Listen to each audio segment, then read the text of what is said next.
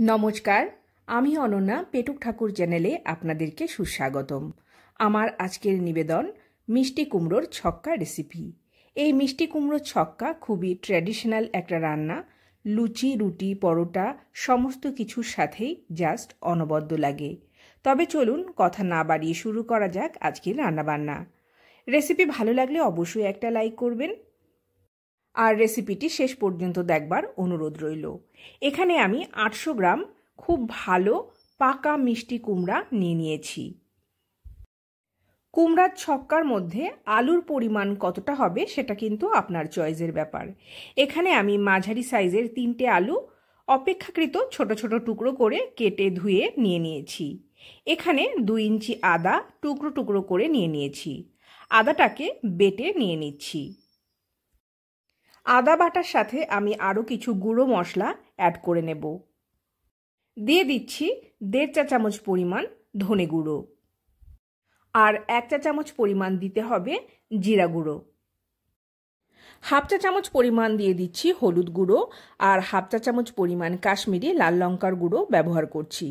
কাশ্মীরি লাল লঙ্কার গুঁড়ো শুধুমাত্র রঙের জন্য, মানে তরকারিতে রঙের জন্য ব্যবহার করা হয়, এটাতে কিন্তু ঝাল স্বাদ তৈরি হয় না। 1 চিমটা পরিমাণ দিয়ে দিচ্ছি হিং। এবারে সমস্ত মশলাগুলোকে চামচ দিয়ে নাড়াচাড়া করে একটা পেস্ট তৈরি করে নেব। তার জন্য কিছুটা জল প্রয়োজন হবে। কিছুটা জল মিশিয়ে মশলার পেস্ট তৈরি করে পাশে সরিয়ে রেখে দিচ্ছি। আপনার আমার প্রিয় রান্নার চ্যানেল পেটুক ঠাকুর এখনও পর্যন্ত সাবস্ক্রাইব করে না থাকলে অবশ্যই চ্যানেলটি সাবস্ক্রাইব করে পাশে রাখা বেল বাটনটি অল করে দেবেন। তাহলে সমস্ত রান্নার নোটিফিকেশন সবার আগে আপনার কাছে পৌঁছে যাবে। কুমড়োর ছক্কা এই রান্নাটি কাঁচা লঙ্কাতেই ভালো হয়। তরকারিতে যে যেমন ঝাল খান সেটা বুঝে কাঁচা লঙ্কা চিড়ে নিয়ে নিতে হবে। আমি এখানে 2টো কাঁচা পাকা লঙ্কা চিড়ে নিয়ে নিচ্ছি। চলে যাচ্ছি রান্নাবান্নার পরবর্তী পর্যায়ে। গ্যাসের উনান ধরিয়ে কড়াইটা বসিয়ে নিচ্ছি। কড়াই গরম হয়ে গেলে দিয়ে দিচ্ছি 3 টেবিল চামচ পরিমাণ সরিষার তেল। যে কোনো বাঙালি ট্র্যাডিশনাল রান্না সরিষার তেলেই ভালো হয়। তবে আপনি যদি সাদা তেলে রান্নাটি করতে চান সেক্ষেত্রে 1 চা চামচ পরিমাণ গাওয়া ঘি সাদা তেলের সাথে মিশিয়ে নেবেন। এবারে আমি আলুগুলোকে দিয়ে দিচ্ছি। আলুটাকে মাঝারি আঁচে ভালো করে ভেজে নিতে হবে। তার আগে আমি 1/4 চা চামচ পরিমাণ লবণ আর অল্প একটুখানি পরিমাণ হলুদ দিয়ে দিচ্ছি। নাড়াচাড়া করে আলুটা ভেজে নিয়ে ফিরে আসছি। আলু ভাজা হয়ে গেছে, আলুগুলোকে তুলে নিয়ে নিচ্ছি অন্য একটা পাত্রের মধ্যে। এবারে ওই তেলের মধ্যে কেটে রাখা সমস্ত কুমড়ার টুকরোগুলোকে দিয়ে দিচ্ছি। কুমড়ার টুকরাগুলো তেলে পড়ার সাথে সাথেই কিছুটা পরিমাণ জল ছাড়তে শুরু করবে। ফ্লেমটাকে হাই করে দিতে হবে। জলটা শুকিয়ে গেলেই কুমড়াগুলোকে উল্টে পাল্টে তুলে নিতে হবে। আমি অল্প একটুখানি লবণও ব্যবহার করছি, এখানে আর আলাদা করে হলুদ গুঁড়ো ব্যবহার করব না। কুমড়াগুলো মোটামুটি ভাজা হয়ে গেছে। কুমড়ার টুকরোগুলোকে তুলে নিয়ে নিচ্ছি অন্য একটা পাত্রের মধ্যে। কড়াইয়ে ওই তেলের মধ্যে ফোড়ন হিসেবে দিয়ে দিচ্ছি 1টা শুকনো লঙ্কা, 2টো তেজপাতা আর 1 চা চামচ পরিমাণ 5 ফোড়ন।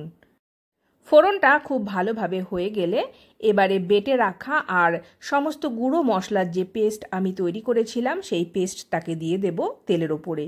তেলটা যেহেতু বেশ ভালো রকম গরম হয়ে গেছে, ওই জন্যে আমি পেস্টের সাথে সাথে কিছুটা পরিমাণ জলও দিয়ে দিচ্ছি যাতে মশলাটা পুড়ে না যায়। তারপর নাড়াচাড়া করে মশলাটা রেডি করে নিতে হবে মশলার কাঁচা গন্ধ চলে যাওয়া পর্যন্ত। মশলার বাটি ধোয়া আরও একটুখানি জল আমি ব্যবহার করে নিচ্ছি। তারপর মশলাটাকে আবারও নাড়াচাড়া করে নিচ্ছি। এবারে 2 মুঠো পরিমাণ ছোলা ভিজে অ্যাড করে দিচ্ছি।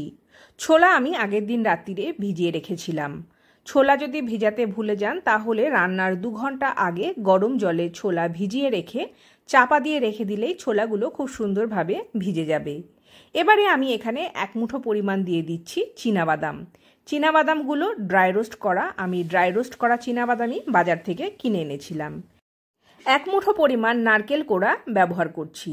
নারকেল কোড়াটা একটু বেশি দিলে কুমড়োর ছক্কা কিন্তু খেতে খুব ভালো হয়। গ্যাসের আঁচ আমি এখানে লো টু মিডিয়াম করে রেখে দিয়েছি। ভালো করে মশলার সাথে নারকেল আর বাদামগুলোকে একটুখানি কষিয়ে নিচ্ছি।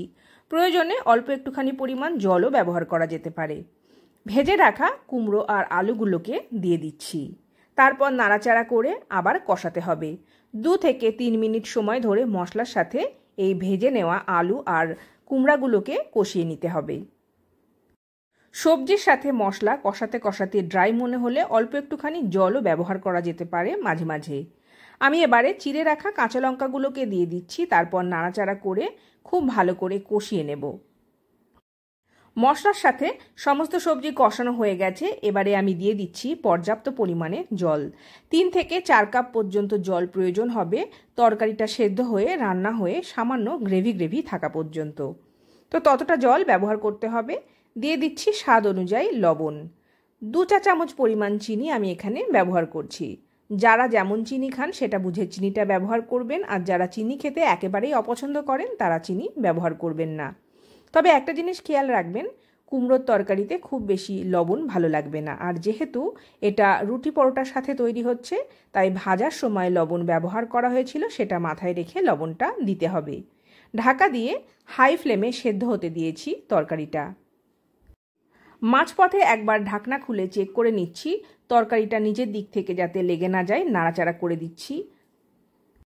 1 চা চামচ পরিমাণ গমের আটা ওপর থেকে ছড়িয়ে দিচ্ছি। আটা কিংবা ময়দা যে কোনো একটা ব্যবহার করা যেতে পারে। এইভাবে আটা কিংবা ময়দা ছড়িয়ে দিলে তরকারির গ্রেভিটা খুব সুন্দর মাখো মাখো খেতে হবে। নাড়াচাড়া করে আবারও ঢাকা দিয়ে দেব, কারণ সবজিগুলো এখনও সেদ্ধ হতে বাকি আছে। গ্যাসের আঁচ মাঝারি করে দিয়ে আরও মিনিট 3 রান্না করে নিয়েছি। তরকারিটা এবারে খুব সুন্দরভাবে সেদ্ধ হয়ে গেছে। 1 চা চামচ পরিমাণ ভালো গাওয়া ঘি দিয়ে দিতে হবে। আর দিতে হবে হাফ চা চামচ পরিমাণ শাহি গরম মশলার গুঁড়ো। তবে গরম মশলা শিলে বেটেও ব্যবহার করা যেতে পারে। তারপর নাড়াচাড়া করে ঠিক 1 মিনিট মতো সময় ধরে রান্না করে নেব। এরপর গরম গরম পরিবেশন করতে হবে। রুটি পরোটার সাথে তো অনবদ্য লাগবে। আপনি রুটি দিয়ে অথবা মুড়ি দিয়েও ট্রাই করে দেখতে পারেন, খুব ভালো খেতে হবে। আজকের রেসিপি তো রান্নাবান্না হয়ে গেছে, পরিবেশন করে আপনাদের একটু দেখিয়ে দিচ্ছি। আপনাদের সাথে দেখা হবে পরবর্তী কোনো দিনে পরবর্তী কোনো নতুন রেসিপির সাথে। ততদিনে আপনারা অনেক ভালো থাকবেন, আর নিশ্চয়ই কমেন্ট করে জানাবেন কেমন লাগলো আমার রান্নাবান্না। আজকের মতো বিদায়, নমস্কার।